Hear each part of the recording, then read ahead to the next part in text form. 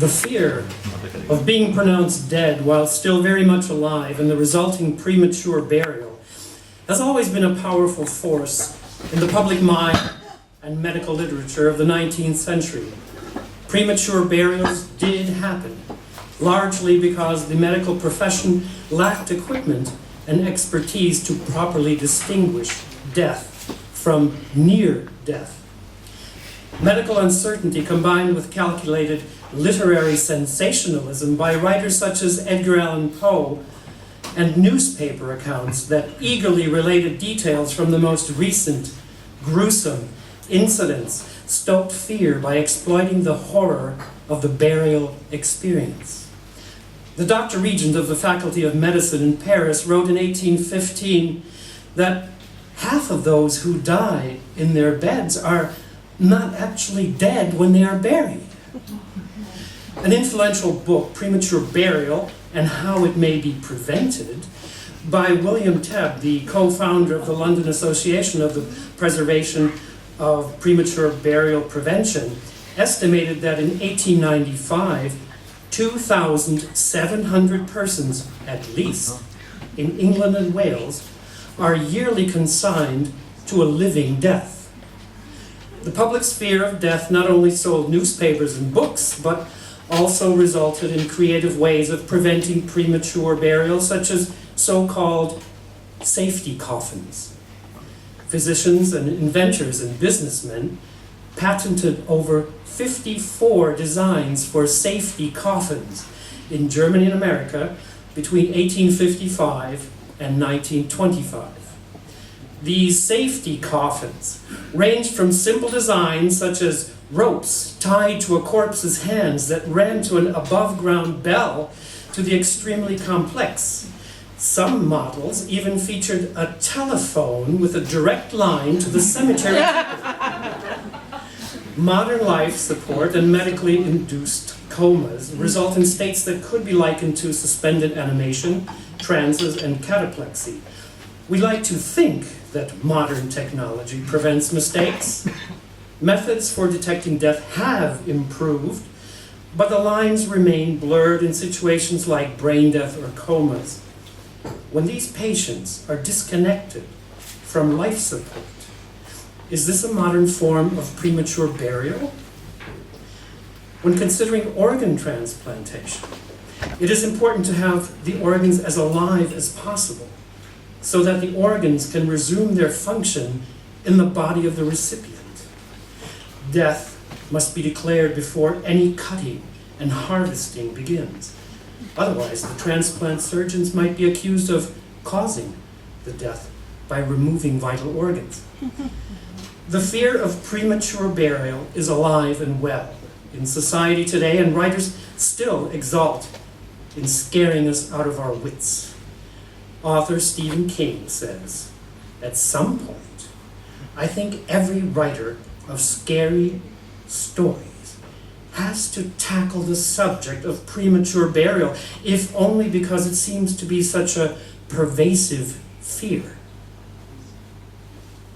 In tonight's story, we encounter a man who is very much alive, but unable to communicate with the surgeons who are about to determine the cause of his death.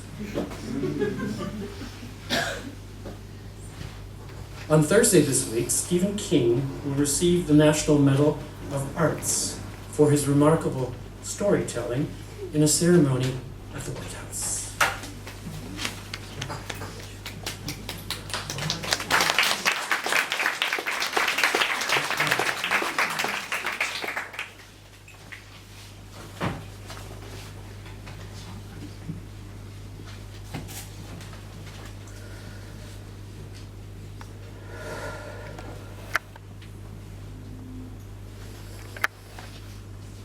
So dark.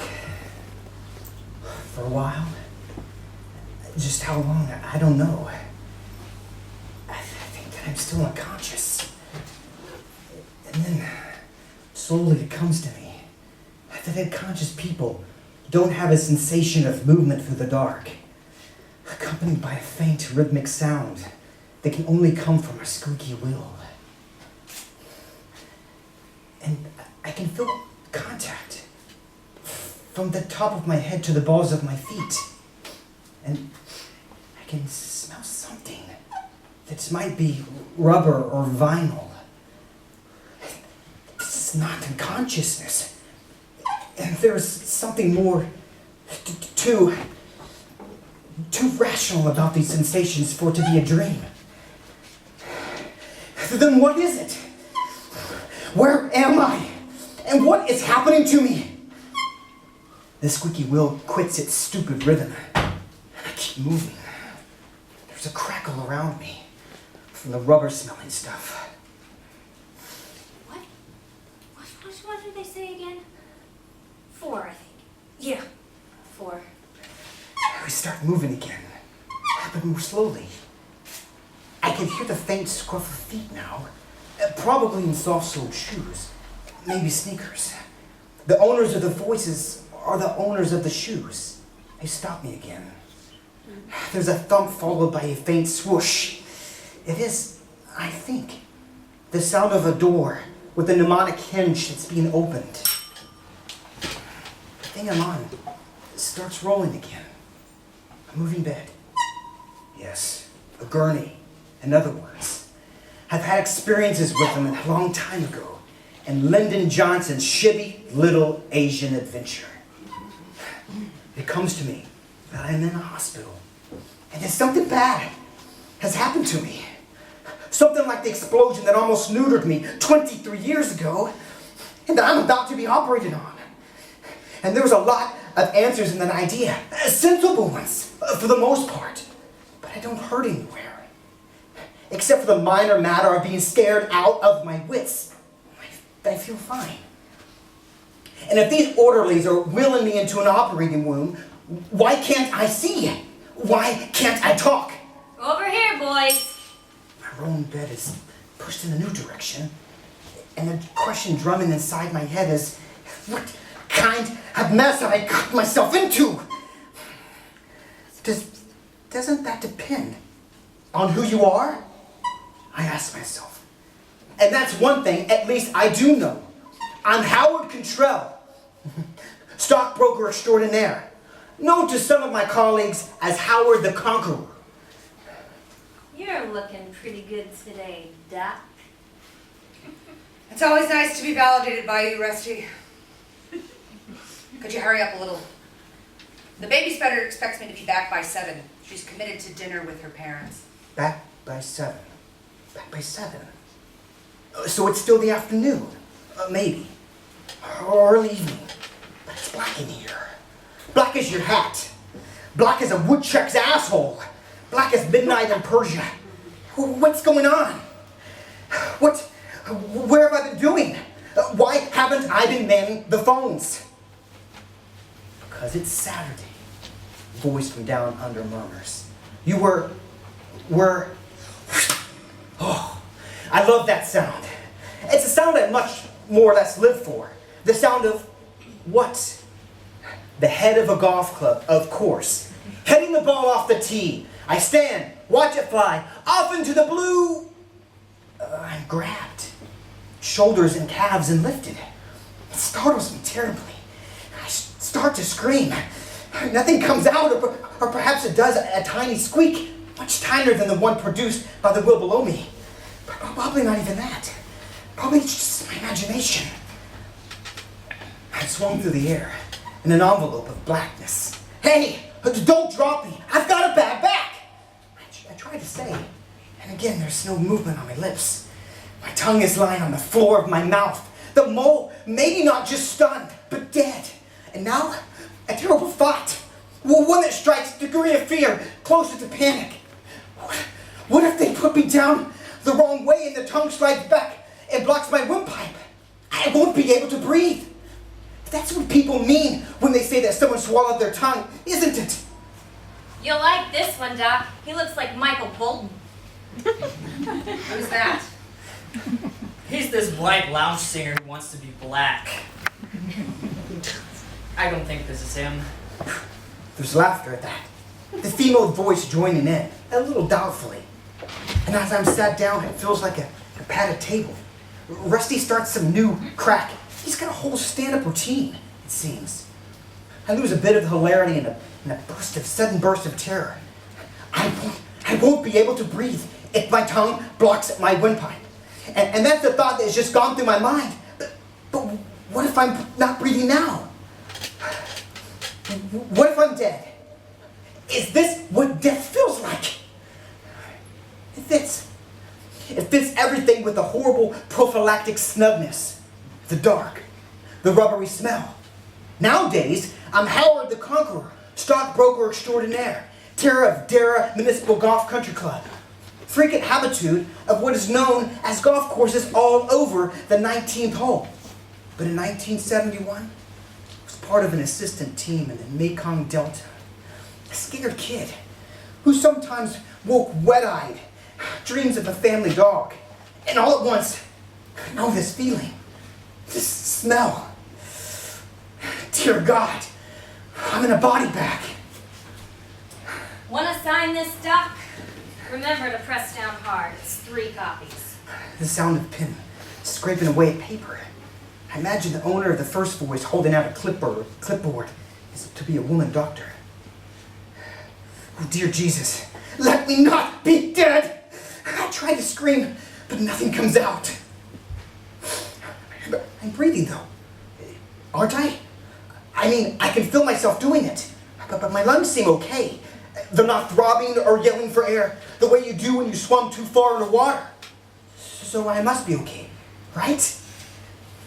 But except if you're dead, the voice deep down murmurs. They wouldn't be crying for air, would they?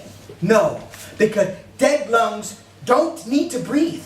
Dead lungs just kind of take it easy. What are you doing next Saturday, Doc? But if I'm dead, how can I feel it? How can I smell the bag that I'm in? How can I hear these voices? The doc saying that the next Saturday night she's going to be shampooing her dog, which is named Rusty. What a coincidence. And then all of you laughing? If I'm dead, why haven't I gone through the white light that they're always talking about on Oprah? There's a harsh dripping sound. And all at once, I'm lifted into the white light. It's blinding. The sun breaking through swim clouds of a winter day. I try to squint my eyes against it, but nothing happens. My eyelids are like blinds on broken rollers. The face bends over me now, blocking a part of the glare, which comes from not some dazzling ancestral plane, but from a bank of overhead fluorescence. The face belongs to a young man, conventionally handsome, of about 25. He looks like one of those beach beefcakes on Baywatch or Melrose. Marginally smarter, though. He's got kind of a black hair underneath that carelessly worn green surgical cap. He's wearing the tunic, too. His eyes are cobalt blue. The sort of eyes girls reputedly die for. There are dusty arcs of freckles high up on his cheekbones. Hey, gosh! This guy does look like Michael Bolton. A little long on the old tootharoo, maybe. But yeah, I see it. Hey, Michael, sing us something. Help me! Is what I'm trying to sing. But I can only look up into those dark blue eyes with the frozen dead man stare. I can only wonder, if I'm a dead man, is this how it happens? Is this what everyone goes through when the heart stops? If I'm still alive, then how come they haven't seen my pupils contract when the light hit them? But I know the answer to that. Or at least I think I do.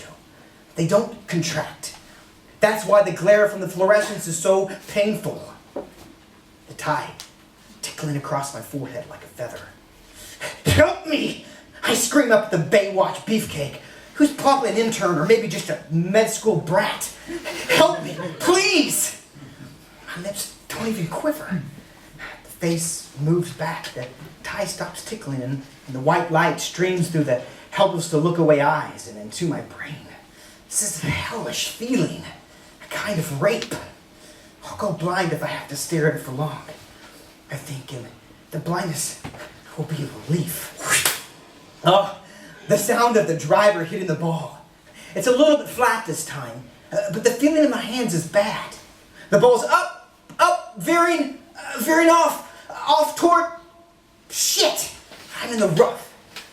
Now, another face blends into my field of vision. A white tunic instead of a green below it. A great tidy mop of orange hair beyond it. Distress cell, IQ, is my first impression. It can only be Rusty, wearing a big dumb grin that I think of as some high school grin. The grin of a kid who had the tattoo reading, "Born to strap bra straps" on a wasted bicep. Michael! Geez, you're looking good. This is an honor. Sing for us, big boy. Sing your dead ass off. Quit it, Rusty. What's the story? Found him on the 14th hole at Derry Mooney. Off the course, actually, in the rough. If he hadn't played through... Only this time it's followed by another, far less pleasant sound. The rustle of underbrush as I swept the head of my driver. If it would be 14, well, it's just reputedly poison ivy. Poison ivy, and Rusty is still peering down at me, stupid and avid. It's not death that interests him. It's just a resemblance to Michael Bolton. Oh, yes. Oh, I know it. I've used it before with a certain female clients. Otherwise, it gets old in a hurry. And in these circumstances, God. Attending physician? Was it Kazalian? No. There was a doc in the foursome that found him, actually. That's his signature on page 1. See? Christ, Jennings? I know him. He gave Noah his physical after the Ark grounded on Mount Ararat. Rusty doesn't look as if she gets the joke, but she braves laughter in my face anyways. Smell the onion on her breath. A little leftover lunch stink. And if I can smell onions, then I must be breathing. I must be, right? If I can... Before I can finish this thought, Rusty leans over a little bit closer, and I feel a blast of hope. She sees something. She's seen something. She means to give me mouth to mouth. God bless you, Rusty. God bless you in your onion breath. But the stupid grin doesn't change. And instead of putting her mouth on mine, her hand slips around my jaw. And now she's gripping one side with one thumb and the other with the fingers. He's alive! He's alive! And he's gonna sing for the Room for Michael Bolton Fan Club! Fingers pinch tighter. It hurts in the distant coming out of the Novocaine way. And she begins to move my jaw up and down, clinking my teeth together. If she's bad, she can see it! Drop it! She can do no wrong. Tear his back on his best friend. When a man Then she's there. loves a A woman. woman in a green gown with her cap tied up behind her throat, hanging down her back. She's so cute. She grabs her hand with her short nail and begins to pull away from me. Hey! Get your hands off me! Then you get your hands off him!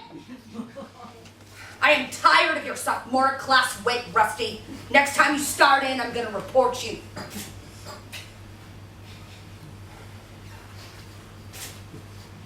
Hey, let's all calm down. Let's just put a lid on it. Why is she being such a bitch to me? Why are you being such a bitch to me? You on your period, is that it? Get her out of here. Sign the log. Come on, Rusty, let's go. Yeah, and get some fresh air. Me, listen to all of this like it was on the radio. Their feet squeaking toward the door. Rusty, now all huffed and offended, asking her why Why she didn't just she just doesn't get wear a a mood mood ring ring. so everybody People know? about it. Soft-soled shoes on them, tight. And suddenly, the door is replaced by the sound of my driver and beating the brush of the goddamn ball. Where is it? It didn't go too far in. I'm sure of it. So where is it? Jesus, I hate the 14th. Supposedly there's poison ivy. And with all this underbrush, there could easily be... And something bit me, didn't it? I'm almost sure it did. On the left calf, just above the top of my white athletic sock. A red, hot, daring needle of pain. Perfectly concentrated at first, and then spreading.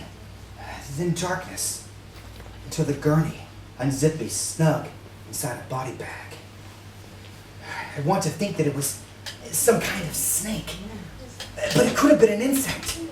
I only recall the single line of pain. And after all, what does it matter?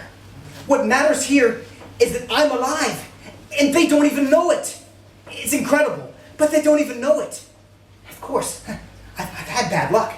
I know Dr. Jennings. Remember speaking to him as I played through the foursome on the 11th hole. Nice enough guy, but vague, an antique. The antique had pronounced me dead. And then Rusty, with his dopey green eyes and his detention hall grin, had pronounced me dead. The lady doc, Miss Cisco Kid, hadn't even looked at me yet. Well, not really. Then when she did, maybe... I hate that jerk. Why do I always get the jerks, Peter? I don't know. But Rusty's a special case. Even in the annals of famous jerks. Walking brain death. She laughs, and then something clinks.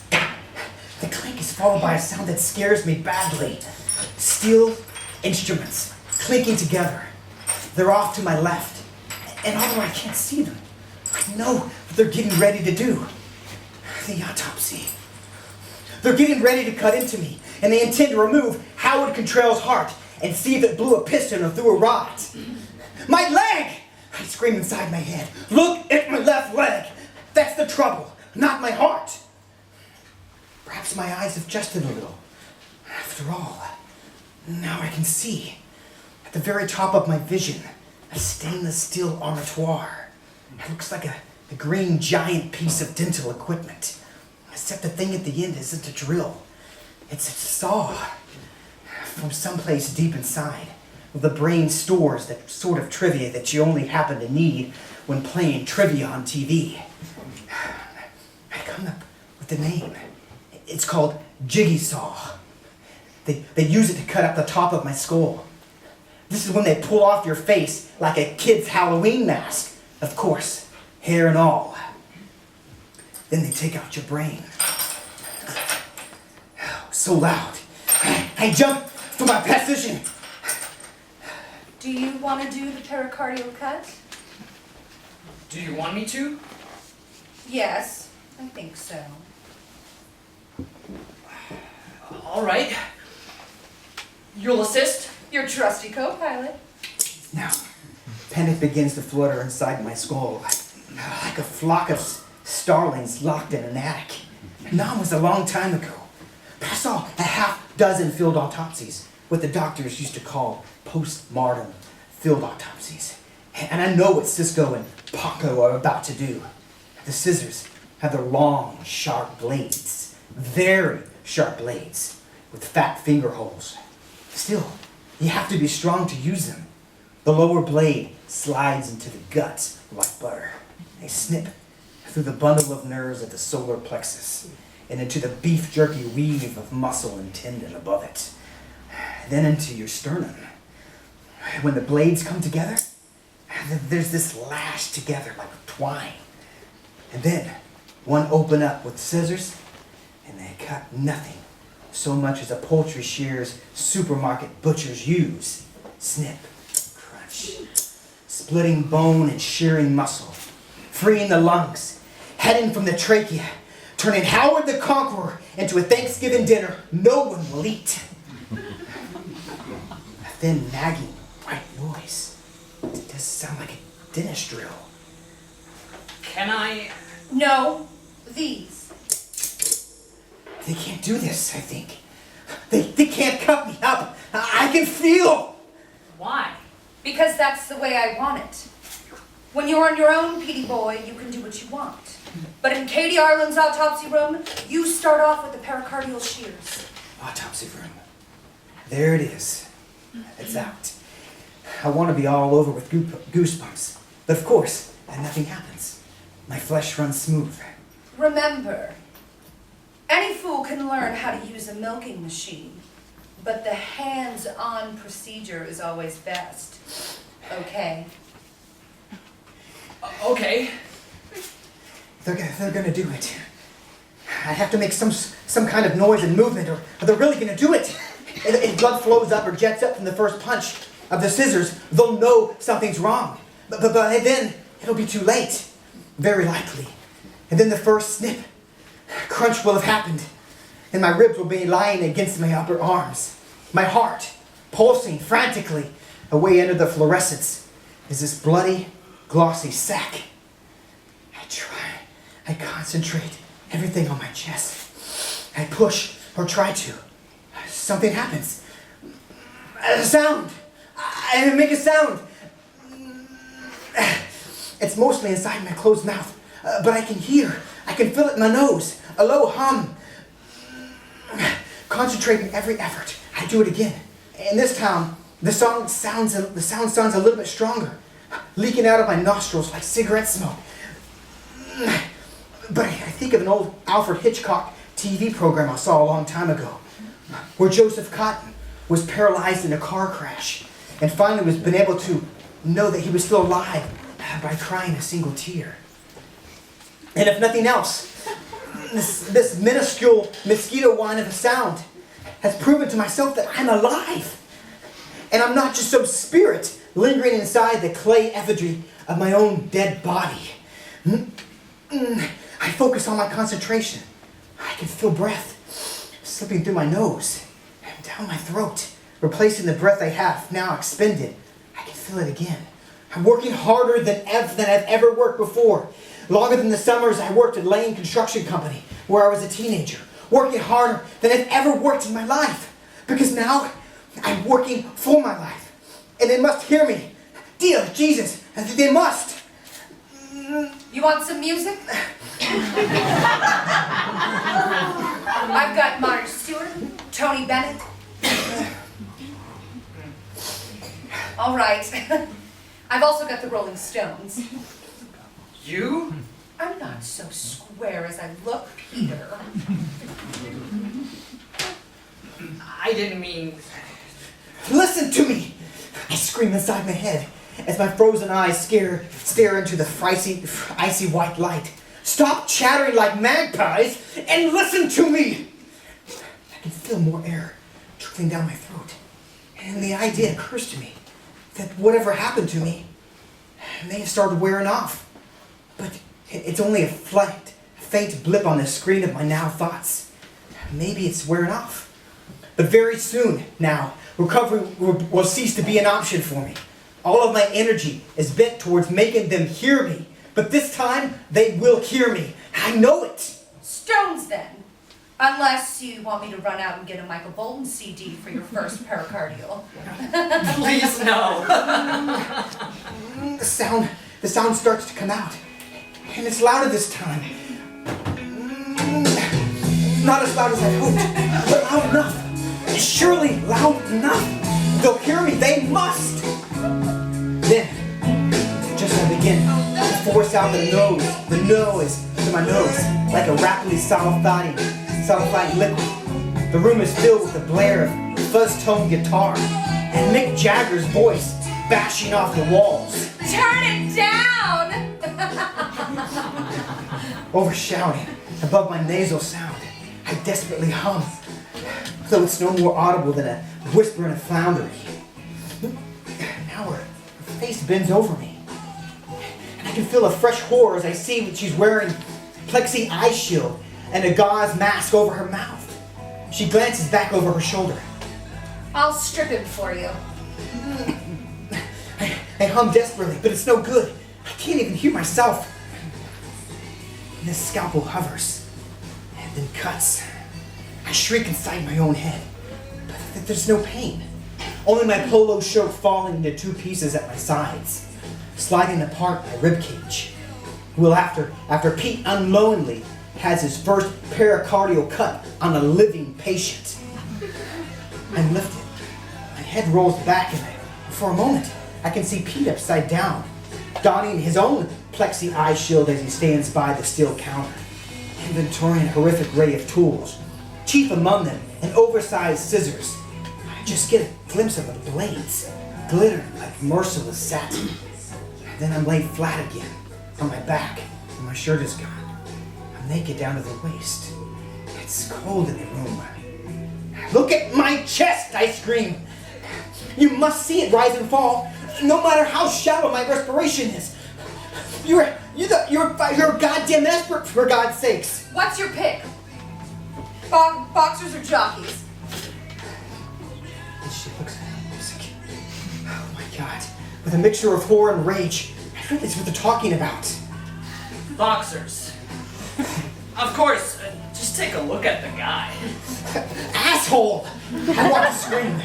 You probably think everybody over 40 wears boxers. You probably think that when you get to be 40, you'll... She unsnaps my Bermudas and pulls down my zipper.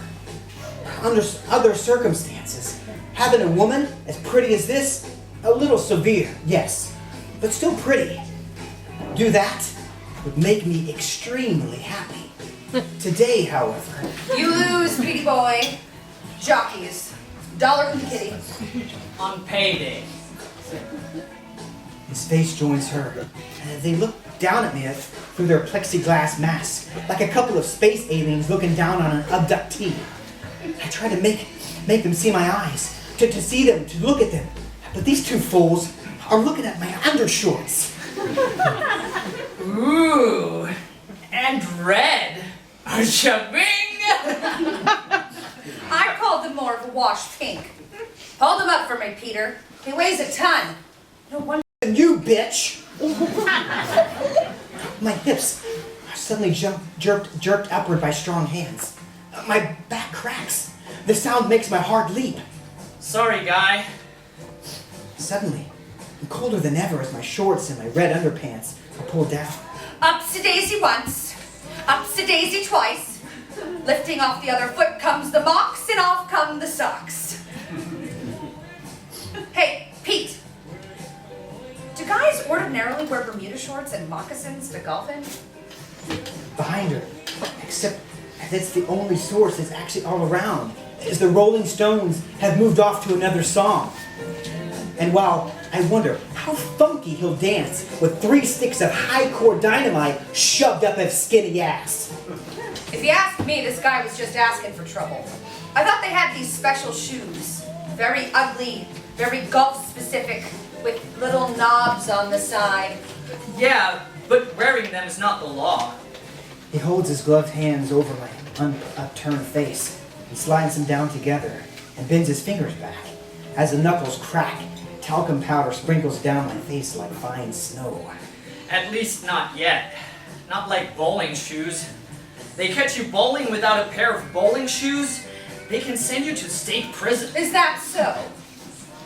Yes? Do you want to handle the temp and gross examination? No! I shriek. No! He's a kid! What are you doing? He looks at her, as if the same thought has crossed his own mind.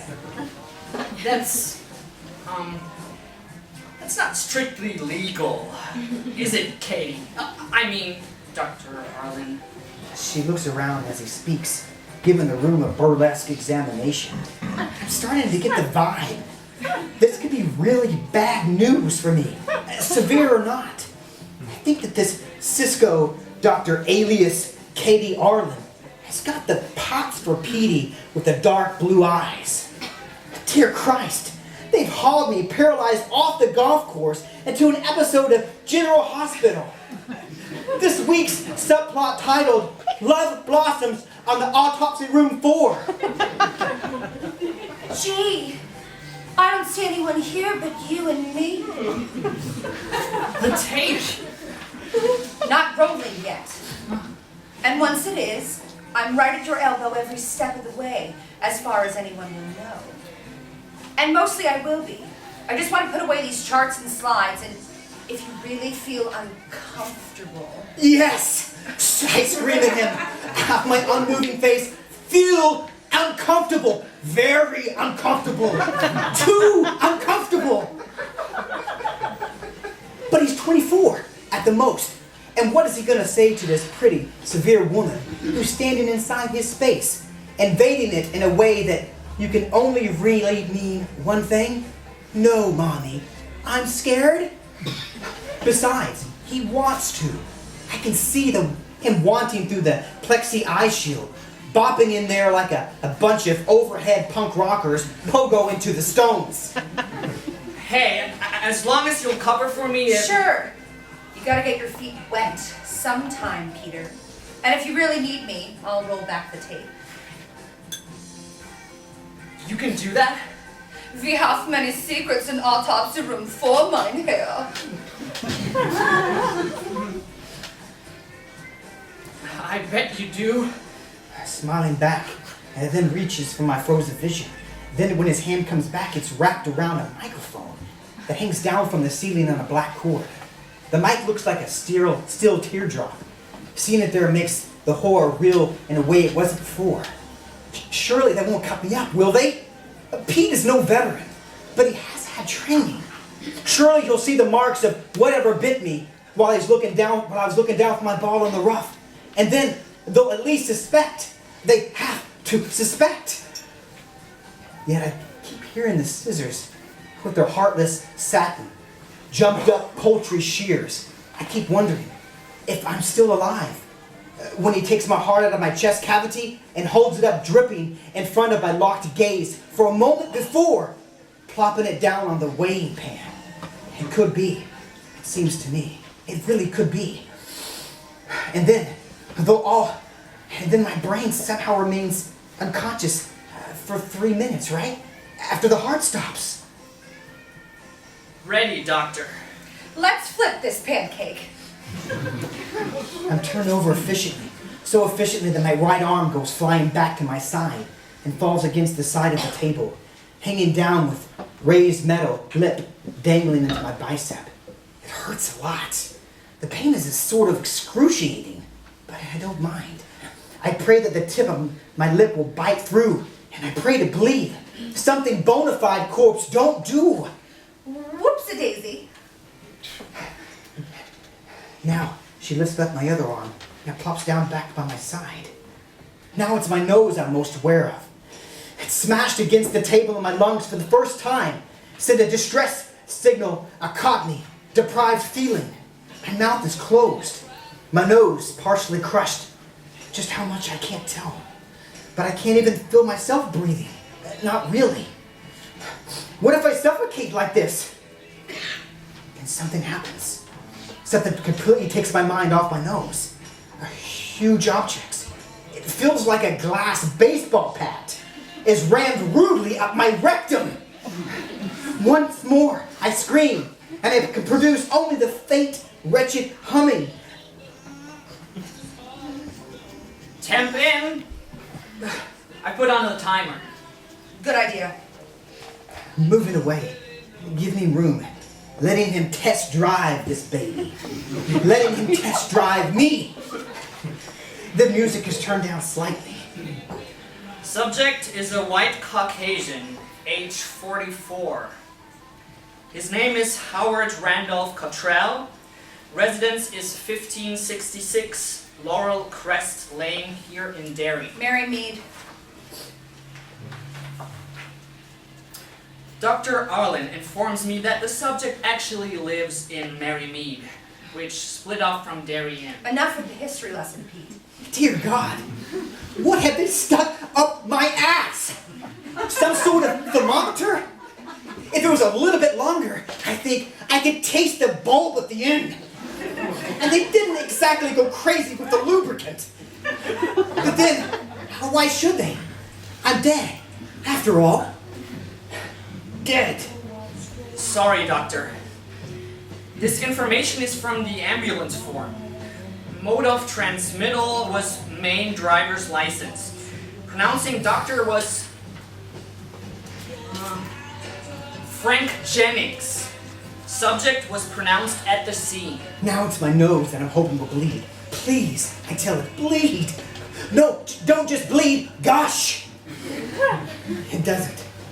Cause of death was a heart attack. Spine appears to be intact.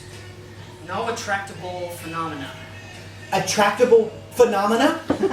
Attractable phenomena? What the fuck do you think I am? A light bulb?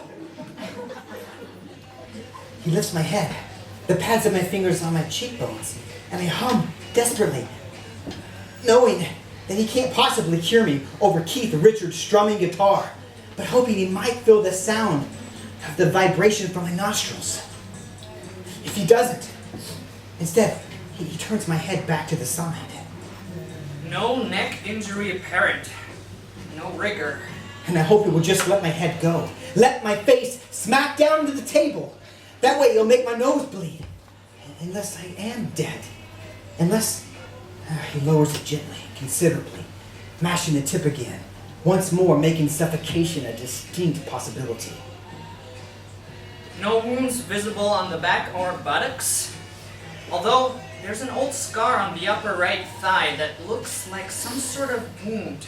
Shrapnel, perhaps. It's an ugly one. It was ugly. And it was shrapnel. The end of my war. A motor shell lobbed into a supply area. 2 men killed. 1 man, me, lucky. It's a lot uglier around front. In a more sensitive spot. But all the equipment works. Or did. Up until today. A quarter of an inch to the left, and they could have fixed me up with a hand pump and a CO cartridge for those intimate moments. He finally plucks the thermometer. Oh, dear God! The relief! And on the wall, I can see him hold with his shadow holding it up. 94.2. Gee, that ain't too shabby. This guy could almost be alive, Katie. I mean, Dr. Arlen. Remember where they found him. Golf course, summer afternoon. If you've gotten a reading of 98.6, I wouldn't have been surprised. Right.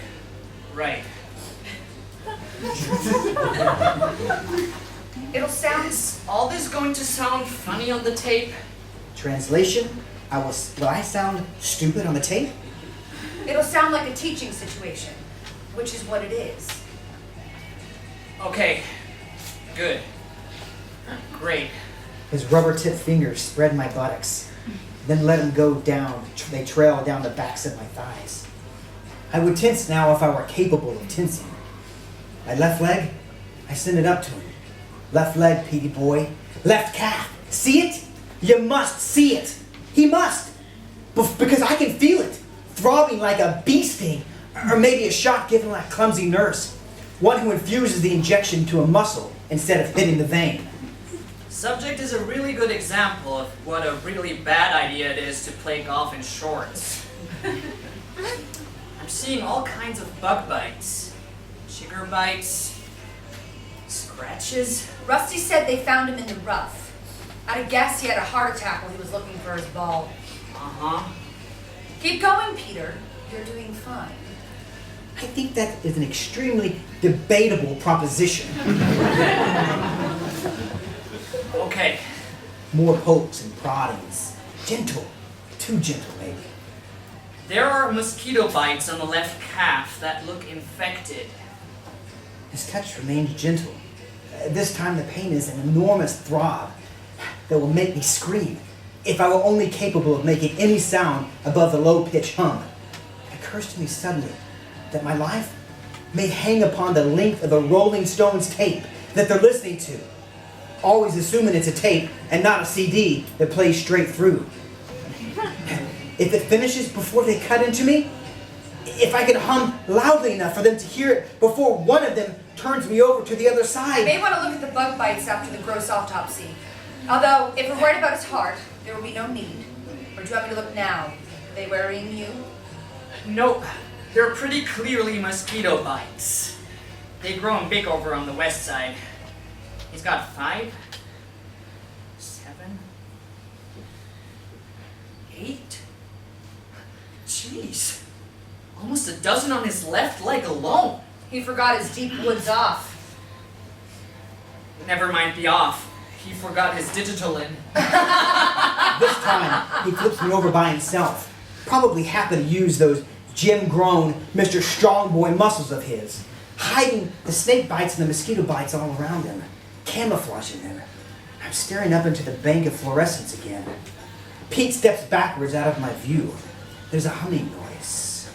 The table begins to slant, and I know why. When they cut into me, the fluids will run downhill to a collection point at the base. Plenty of samples for the state lab at Augusta, should there be any questions raised about the autopsy. Focus all my will and effort on closing my eyes while he's looking down into my face. I can't even produce a tie. All I wanted was 18 holes of golf course on a Saturday afternoon, and instead, I'm turned into Snow White with white hair on my chest.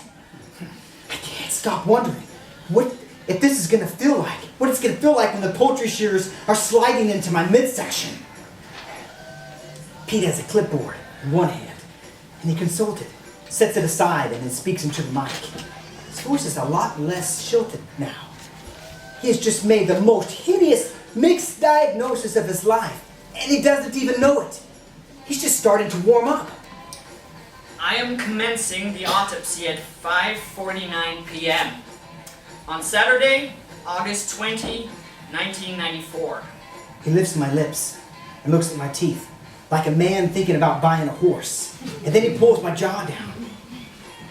Good color. And no petechiae on the cheeks.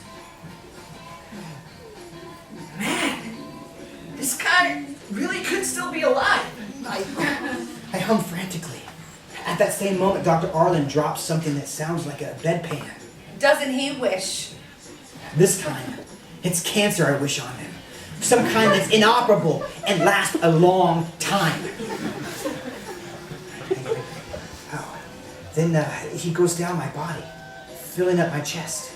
No bruising, swelling, or other exterior signs of cardiac arrest. And yeah, what a big fucking surprise that is. And then he palpitates my belly. I burp. He looks up at me, eyes widened, mouth open a little, and I try to desperately hum. He won't hear it. Excuse yourself, Howie. Better watch out, Peach. Those post-mortem belches are the worst. He theatrically fans the air in front of his face, and then goes back to what he was doing. He barely even touches my groin, although he remarks that the scar on the back of my right leg continues to run to the front. Missed the big one though, huh? I think maybe just a little bit higher than you're looking. No big deal, my little Baywatch buddy. But when you've also missed the fact that I am still alive, and that is a big deal. He goes on chanting into the microphone, sounding more and more at ease. Sounding, in fact, like Jack Klugman on Quincy M.E. And I know his partner over there behind me, the Pollyanna of the medical community, isn't thinking she'll have to roll the tape back over this part of the exam. Other than missing the fact that his first pericardial is still alive, the kid's doing a pretty good job. I think I'm ready to go on, Doctor. Okay. On with a show. Now I'm trying to stick my tongue out. Just that simple kid's gesture of impudence would be enough. But it seems to me I can feel a faint prickling sensation deep inside my lips. The feeling you get when you finally start to come out of a heavy dose of Novocaine. And if I can feel the twitch, no, it's just wishful thinking, just, yes, but a twitch is all. And the second time, nothing happens. As Pete picks up the scissors, the Rolling Stones blare. Hold up a mirror in front of my nose, I scream at them. Watch it fog up! Can't you at least do that? Pete turns the scissors at an angle that the light runs down the blade.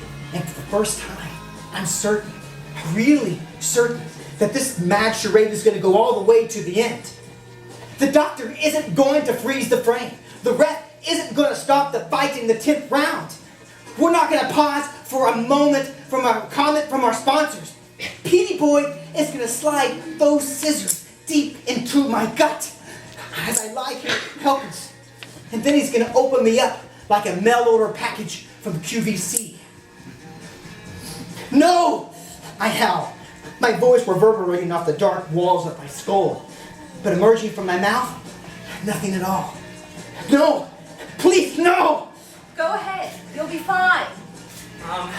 You want to turn off the music? Yes! Turn it off! Is it bothering you? Yes, it's bothering him. It's fucked him up completely. He thinks his patient is dead. Well, Sure. And suddenly, he disappears from my field of vision. A moment later, Mick and Keith are finally gone. I try to make the humming noise, but I discover something horrible now. I can't even do that. I'm too scared. Fright has locked down my vocal cords. I can only stare up as he rejoins him, the two of them gazing down on me like pallbearers into an open grave. thanks. Commencing pericardial cut. He slowly brings them down. I can see them, and they're gone from my field of vision. A long moment later, I feel cold steel against my naked upper belly. He looks doubtfully at the doctor. Are you sure you don't? Do you want to make this your field or not, Peter? You know I do, but Then cut. He nods, lips firming. I would close my eyes if I could, but of course I can't even do that. I can only steel myself against the pain that's a second or two away. Now steel myself against the steel. cut it. Wait a sec! Now a dimple of pressure, just below my solar plexus, eases a little.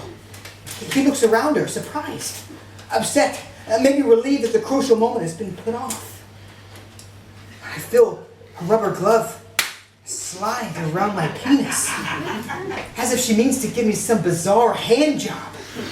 Safe sex with the dead. And then she says, And look. Look at these hairline scars. His testes must have swollen up to damn near the size of grapefruits. Lucky you didn't lose one or both. You betcha you know. you, oh my God. This is a war wound, I think. Hand me that magnifier, Pete. But shouldn't I? In a few seconds. He's not going anywhere. Her hand, still on me, and still pressing down. And what is happening feels like it's still happening. But maybe I'm wrong. I must be wrong. Or he would see it, and she would feel it. She bends down now, and I can see only her green-clad back, with the ties around her cap trailing down like odd pigtails. And now, oh my, I can feel her breath down there. Notice the outward radiation.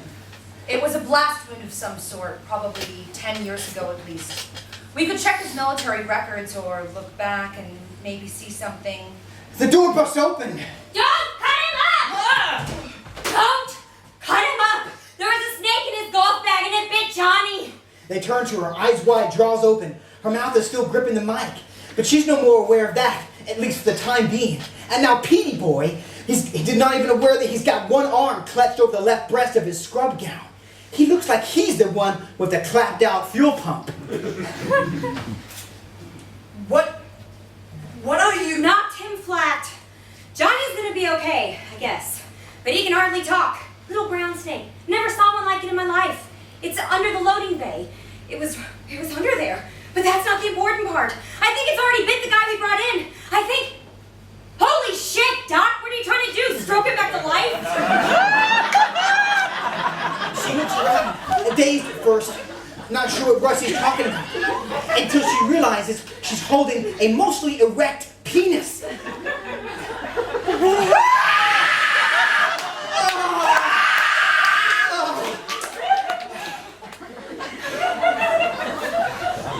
Poor old Joseph Cotton.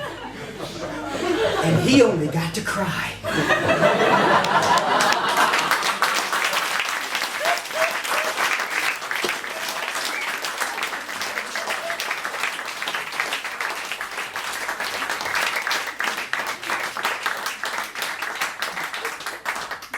Years since my last experience on autopsy room 4. and I've made a complete recovery. Although the paralysis was both stubborn and scary, it was a full month before I began to recover. The finer movements of my fingers and toes. I still can't play the piano, but then, of course, I never could. That was a joke, and I make no apologies for it. In the first 3 months after my misadventure, I think that my ability to joke provided a slim but vital margin between sanity and some sort of nervous breakdown. Unless you've actually felt the tip of a pair of post-mortem shears poking your stomach, you don't know what I mean. 2 weeks or so after my close call, a woman on DuPont Street called the dairy police to complain about a foul stink coming from the house next door. That house belonged to a bachelor bank clerk called Walter Kerr. The police found the house empty of human life. That is, they found over 60 snakes of all varieties. About half of them were dead. Starvation, dehydration, but many were extremely lively and extremely dangerous. Several were very rare, and one of the species was believed to have been extinct since the mid-century, according to consulting zoologists. Kerr failed to show up for work at Dairy Community Bank on August 22nd, 2 weeks after I was bitten. One day after the story broke. "Paralyzed man escapes deadly autopsy," the headline read. At one point, I was quoted as saying I'd been scared stiff. There was a snake in every cage in Kerr's basement menagerie, except for one. The empty cage was unmarked, and the snake that popped out of my golf bag, the ambulance orderlies had picked it up and put it with my corpse, and had the orderlies been putting around in the parking lot area, it was never found. The toxin in my bloodstream, the same toxin found to a lesser degree in Johnny's bloodstream, was documented but never identified. I've looked over a great many pictures of snakes last year, and I found at least one that was reportedly caused cases of full body paralysis in humans. That is a Peruvian boom snake. It's a nasty viper that has supposedly been extinct since the 1920s. DuPont Street is about a half a mile from Dairy Municipal Golf Course. Most of the intervening land consists of scrub woods and vacant lots. On a final note, Katie and I dated for 4 months. November 1994 to February of 1995. We broke it off by mutual consent due to sexual incompatibility. I was impotent unless she was wearing rubber gloves.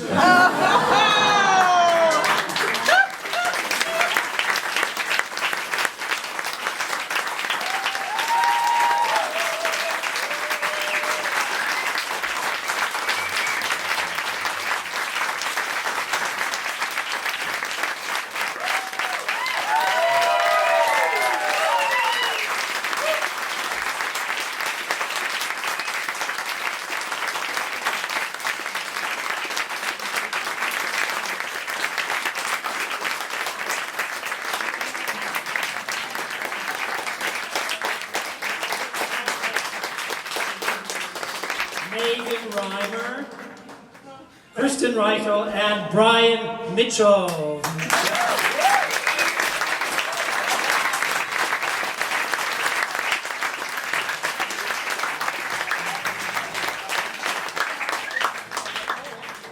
We said it, but we couldn't hear it.